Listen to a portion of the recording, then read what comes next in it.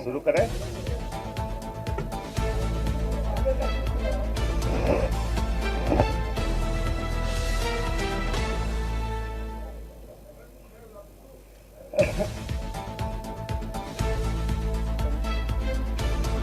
सभी पत्रकार बंधुओं को नमस्कार।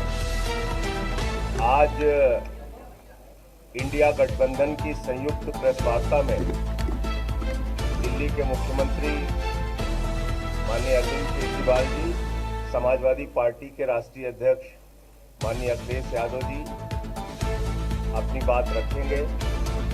दिल्ली के मुख्यमंत्री केजरीवाल जी इंडिया गठबंधन के लिए उत्तर प्रदेश में जनता से अपील करने के लिए आए हैं, वोट मांगने के लिए आए हैं। मैं उनसे अनुरोध करूंगा कि नम्रतापूर्वक अपनी बात करें। आज यहाँ आए हुए सभी पत्रकार बंधुओं को और जितने दर्शक ये देख रहे हैं उन सबको मेरा नमस्कार, मेरा प्रणाम। आज लखनऊ में मैं उत्तर प्रदेश के सभी मतदाताओं से इंडिया गठबंधन को भारी भरकम वोट देने के लिए, भारी मात्रा में वोट देने के लिए अपील करने के लिए आया हूँ। मैं 4 बातें रखना चाहता हूँ। पहले चारों बिंदु बता देता हूँ, फिर उसको डिटेल में एक्सप्लेन करूँगा। पहला ये कि ये चुनाव भारतीय जनता पार्टी, मोदी जी अपने लिए वोट नहीं, अमित शाह बनाने के लिए वोट मांग रहे हैं। बात, योगी आदित्यनाथ जी को अगर ये लोग जीत गए तो योगी आदित्यनाथ जी को 2 से 3 महीने के अंदर उत्तर प्रदेश के सीएम पद से हटा दिया जाएगा। नंबर 3, इन लोगों की पूरी तैयारी है। अगर ये लोग जीत गए तो संविधान को बदल के SC ST और OBC का रिजर्वेशन खत्म कर दिया जाएगा। और नंबर 4, जो आंकड़े अब देश भर से आ रहे हैं वो ये दिखा रहे हैं कि 4 जून को इंडिया गठबंधन की सरकार बनने जा रही है और NDA को और BJP को बहुत कम सीटें मिलने जा रही हैं। अब मैं अपने सबसे पहले पॉइंट पे आता हूँ। जब 2014 में प्रधानमंत्री बने थे नरेंद्र मोदी जी, तो उन्होंने खुद एक रूल बनाया था कि भारतीय जनता पार्टी के अंदर और उनकी सरकारों में 75 वर्ष से ऊपर कोई भी व्यक्ति होगा तो उसको संगठन में और सरकार में किसी भी पद पे नहीं रखा जाएगा, उसको रिटायर कर दिया जाएगा। और उसका सबसे पहले उस रूल के तहत आडवाणी जी को और मुरली मनोहर जोशी जी को रिटायर किया गया था। और उसके बाद तमाम यशवंत सिन्हा जी, सुमित्रा महाजन जी, कई लोगों को यहाँ टिकट नहीं मिली। कई लोग जो पद पे बैठे हुए थे उनको पद से इस्तीफा दिलवा के उनको हटाया गया। ऐसे कई सारे लोग हैं। तो अब अगले साल 17 सितंबर को प्रधानमंत्री मोदी जी 75 साल के होंगे और मोदी जी ने तय कर लिया है कि अमित शाह जी को वो अपना वारिस बनाएंगे और अमित शाह जी अगले साल 17 सितंबर को देश के प्रधानमंत्री बनाने का उन्होंने तय किया है मोदी जी ने।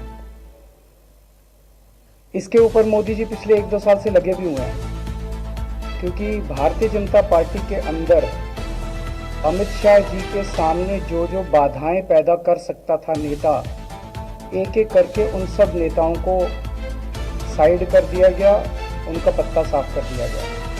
शिवराज सिंह चौहान को हटा दिया गया, वसुंधरा राजे को हटा दिया गया, डॉक्टर रमन सिंह को हटा दिया गया, देवेंद्र फडणवीस को ख़त्म कर दिया गया, खट्टर साहब को ख़त्म कर दिया गया। एक एक करके सबको ख़त्म कर दिया गया। एक ही शख्स बचे हैं जो अमित शाह जी के रास्ते पर काम कर रहे हैं। आवाज़ आ रही है?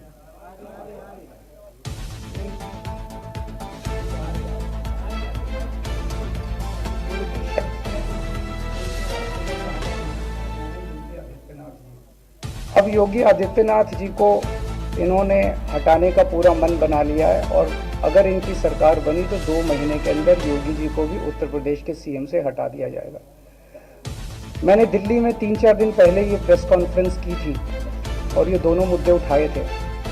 जैसे मैंने मुद्दे उठाए थे तो अमित शाह जी ने और उनके कई नेताओं ने अपनी भावना प्रकट की कि नहीं मोदी जी को 75 साल में इस्तीफा नहीं देना चाहिए, मोदी जी को 75 साल पूरा कार्यकाल पूरा करेंगे। उन सब की भावनाओं की मैं कद्र करता हूं, क्योंकि अपने नेता के लिए जब भी ऐसी बात होती है तो सब लोग सामने आके बात करते हैं। लेकिन बड़ी बात यह है कि मोदी जी ने ऐसा नहीं कहा कि मैं 75 साल पे इस्तीफा नहीं दूंगा, मैं रिटायर नहीं होऊंगा। उनका अपना बनाया हुआ रूल है और मुझे पूरी उम्मीद है कि मोदी जी का अपना बनाया हुआ रूल है और मोदी जी अपने रूल को फॉलो करेंगे। नहीं तो लोग कहेंगे कि मोदी जी ने ये रूल आडवाणी जी को हटाने के लिए बनाया था, जब अपनी बारी आई तो नहीं। तो मोदी जी इस रूल का फॉलो करेंगे, ये पूरा यकीन है देश के लोगों को कि उन्होंने खुद रूल बनाया तो खुद फॉलो करेंगे। दूसरी बड़ी बात जो हुई कि जब मैंने कहा कि योगी आदित्यनाथ जी को 2 महीने में हटा दिया जाएगा, इस पे अभी तक भाजपा के किसी नेता की टिप्पणी नहीं आई। 4 दिन हो गए, इसका मतलब ये तो कंफर्म करता है कि उन्होंने पूरी प्लानिंग कर ली है और उनके पक्ष में कोई बोलने के लिए तैयार नहीं है योगी आदित्यनाथ जी को। तो उनका हटना अब लगभग तय है कि योगी आदित्यनाथ जी को उत्तर प्रदेश के सीएम पद से हटाया जाए। दूसरी चीज, मैं उत्तर प्रदेश के सभी मतदाताओं को कहना चाहता हूं कि पिछले 4-5 महीने से इन्होंने शोर मचा रखा है, 400 पार 400 पार 400। क्यों? कहते नहीं मोदी जी कुछ बड़ा काम करना चाहते हैं। तो लोगों ने खोद के पूछा भाई क्या बड़ा काम करना चाहते हैं, कुछ बताओ तो सही। तो उन्होंने नहीं बताया। लोगों ने फिर अंदर से पता किया कि बड़ा काम ये करना चाहते हैं कि देश से रिजर्वेशन खत्म करना चाहते हैं।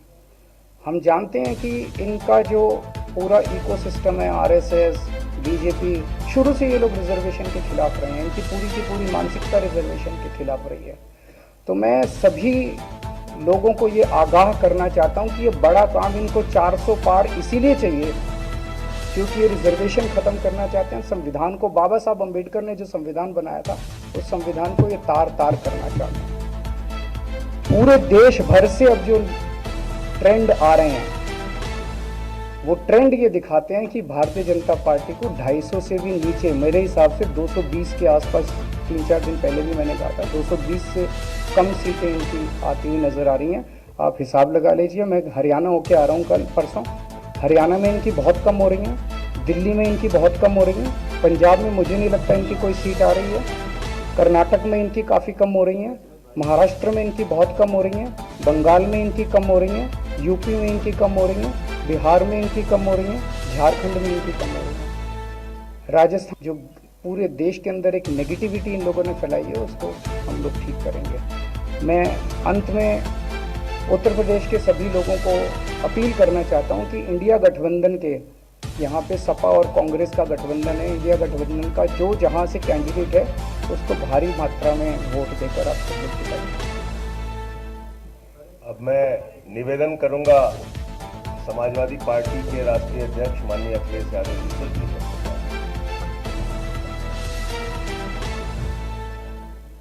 आदरणीय अरविंद केजरीवाल जी का मैं धन्यवाद देता हूं। उन्होंने बहुत महत्वपूर्ण बातें आपके सामने रखी। जो देश का माहौल है और 4 चरणों में भारतीय जनता पार्टी चारों खाने चित हो चुकी है और उनके आंसुओं की नदी उफान में है। भारतीय जनता पार्टी जो 400 पार का नारा दे रहे थे, अब समझ में आया है 4 चरणों के बाद। वो बात तो ठीक है कि आरक्षण पे सबसे पहले हमला करेंगे, लेकिन 400 पार नारा इसीलिए दे रहे हैं कि 543 में 400 के बाद वो सीटें देख रहे हैं, तो वो केवल 143 बन गई। तो वो स्वयं स्वीकार कर रहे हैं कि 143 से ज्यादा वो सीटें जीतने वाले नहीं हैं, क्योंकि 400 पार सीटें 143 ही बनती हैं और 140 करोड़ की जनता इस बार इन्हें 140 सीटों के लिए भी तरसा देगी। ये यूपी, दिल्ली और पंजाब ये 99 सीट के खेल में ही उलझ जाएंगे। यहां कुछ इन्हें हासिल होने वाला नहीं है। रोटी कपड़ा और मकान की तो लड़ाई हम लोग लड़ेंगे, लेकिन रोटी कपड़ा और मकान से पहले हमें संविधान बचाना है। संविधान बचेगा तो लोकतंत्र बचेगा और बाबा साहब भीमराव अम्बेडकर जी का दिया हुआ संविधान ये हमें अधिकार, हमें न्याय दिलाता है। भारतीय जनता पार्टी की इस साजिश को आम लोग समझ गए हैं और इस बार सबसे बड़ी हार भारतीय जनता पार्टी की होने वाली है। अभी तक तो हम ये कहते थे कि ब्रह्मांड का सबसे बड़ा झूठ बोल रहे हैं, अब लग ये रहा है हारने के बाद ये ब्रह्मांड का झूठ का विद्यालय खोलेंगे, यूनिवर्सिटी खोलेंगे और वाइस चांसलर और डीन पहले से ही रिटायर होकर के वहां अपने आप नियुक्त हो जाएंगे। इसलिए देश को बचाने के लिए आदरणीय अरविंद केजरीवाल जी आए हैं, हम लोगों का सहयोग और मदद करने के आए हैं। मैं इनका धन्यवाद देता हूं और आप पार्टी, इंडिया गठबंधन, समाजवादी पार्टी, हम सब मिलकर के भारतीय जनता पार्टी को हटाने जा रहे हैं।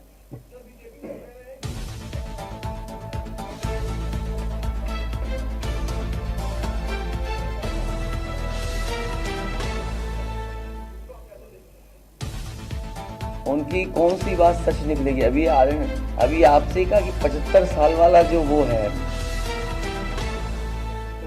रूल नियम, उसको तो फॉलो किया जाएगा ना, इसी से पता लग जाएगा। एक मिनट, अगर आप इनका इतिहास उठा के देखें पिछले 75 साल का, जनसंघ का, आरएसएस का, थ्रू आउट ये लोग रिजर्वेशन के खिलाफ रहे हैं।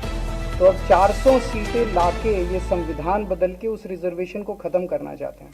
अरविंद जी, स्वाति मालीवाल के मामले में अभी तक आप कुछ बोले नहीं है, आपके और आपके साथ में स्वाति मालीवाल के मामले में अभी तक। अरे उससे ज्यादा जरूरी और चीजें भी हैं, कागज हम निकाल लिए। अरविंद जी, आज आपके साथ में जो है, आज आपके साथ में भी आए, भाजपाई किसी के सगे नहीं है। क्या बोलेंगे स्वाति मालीवाल के मामले में, क्या बोलेंगे आप? ये है कि भाजपाई किसी के सगे नहीं है और जो और भाजपाई झूठे मुकदमे लगाने वाला गैंग है। आपके साथ घूम रहे उनके लिए क्या कहेंगे? हाँ बोल दो। संजय जी, आपने बात कही थी। हाँ मैं बोल रहा हूँ, एक सेकंड बोल रहा हूँ।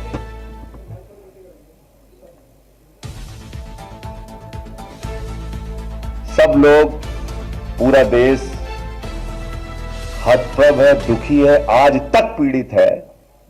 मणिपुर के अंदर एक कारगिल योद्धा की पत्नी को निवस्त करके घुमाया गया, सैकड़ों महिलाओं के साथ दरिंदगी हुई, भारत के प्रधानमंत्री खामोश रहते हैं।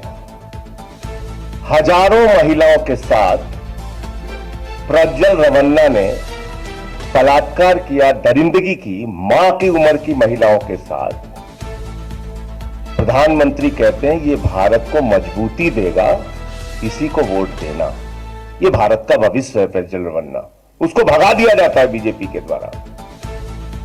पहलवान बेटियां जब जंतर मंतर पे लड़ रही थीं न्याय मांगने के लिए, तो यही स्वाति मालीवाल जो महिला आयोग की अध्यक्ष थीं, रात में उनके समर्थन में गई थी, पुलिस के लोगों ने घसीट के मारा था। हमने देखा यहीं उत्तर प्रदेश के अंदर कुलदीप सेंगर के मामले में, हाथरस के मामले में, देश के प्रधानमंत्री खामोश रहते हैं, एक शब्द नहीं बोलते।